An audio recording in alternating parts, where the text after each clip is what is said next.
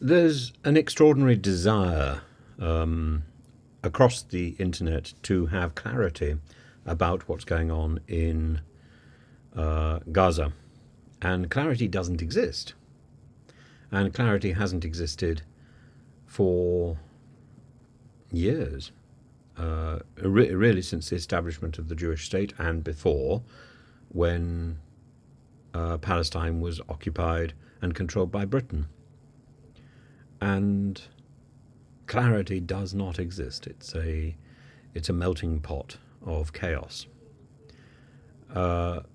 Broken Hill points out restore its deterrence in Gaza, and what does that look like? If you're Palestinian or know anything of Palestinian history, it looks like oppression, brutality and murder. Yes, and that's rather the point. It's the optics. But more than that, it probably is oppression, brutality and murder. And in the same way that children who throw stones are attacked, Palestinians are pulled out of their taxis and attacked by Israelis who are horrified by what happened, and there's a transference of blame. But the majority of Palestinians didn't vote for Hamas. The majority of Palestinians don't support Hamas. But who would speak up against Hamas? Who would vote against Hamas? Because that almost certainly in Gaza is practically a death sentence. And what do we have today? We have the story that Hamas, the armed wing of Hamas, al-Qassam, has threatened to kill an Israeli terrorist for every civilian building bombed. But these civilian buildings hide, we're told, Hamas equipment and so on. How do we know? How do we know? I think approaching the Israeli response, I think, is deeply wrong. The Israeli response is also very understandable. 900 deaths now in Israel. And this is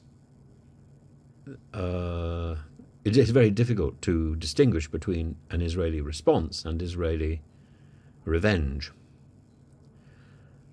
And what we desperately need in the region is a solution, even if Netanyahu is ultimately successful in establishing a deterrence in Gaza, in establishing this heavy hand, this response as a deterrence. It's not a solution, is it? It's not a solution. And actually, as far as boys throwing stones, boys will be throwing stones at Israelis who transgress the Shabbos in Mir Sherim. There are many stones being thrown. And when you have a society which is couched in religious sense of right, and that is encouraged by outside influences, it's very difficult to find, impose, desire, or even attain a solution. Very difficult. And people who enter conflict without thinking about what a resolution will be, this is dangerous. This is in part the problem with Afghanistan. This is in part the problem with Iraq. This is in part the problem with Libya. And in many ways, the problems with Syria. Entering a conflict without a clearly defined objective and a clearly defined result. Now, Netanyahu may have clearer ideas about what he wants to achieve and what he will consider to be an achievement than I certainly have looking over here from the UK.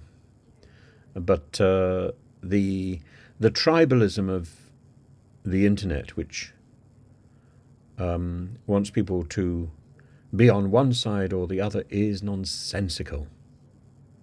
This is a chaos, and what we must do is clearly identify, as observers, clearly identify where the moral tags exist. Because what's happening in Israel today could be happening here tomorrow. And I think we need to be much clearer. Rather than our tribalism and our sloganizing, we need to be much clearer about what constitutes something that is right, what constitutes something that is wrong, and what constitutes something that is acceptable. Those three positions. And we can start by saying what is absolutely wrong. And I think kidnapping children, women, non-combatants, and threatening to kill them is absolutely wrong. Parading the naked body of a girl is absolutely wrong. Photographing prisoners tied together is absolutely wrong and condemned in the Geneva Conventions. All of those things are absolutely wrong. We've seen similar things happening in Ukraine, and mostly orchestrated by the Wagner Brigade. There is no such thing. We have to avoid moral equivalence. It doesn't exist. There is an absolute right and there is an absolute wrong. The absolute right is sometimes quite hard to identify, but it is there. The absolute wrong is something we can quite easily start by saying this is wrong. And I think not only are these appalling activities by Hamas absolutely wrong, I also think the bombing, the targeting, the missiles directed at civilian structures is absolutely wrong. Full stop. And telling people in a crowded area to leave, where do they go? Again, that's an ultimatum that is unrealizable and therefore absolutely wrong. So there are absolutes. And I think that's our starting point.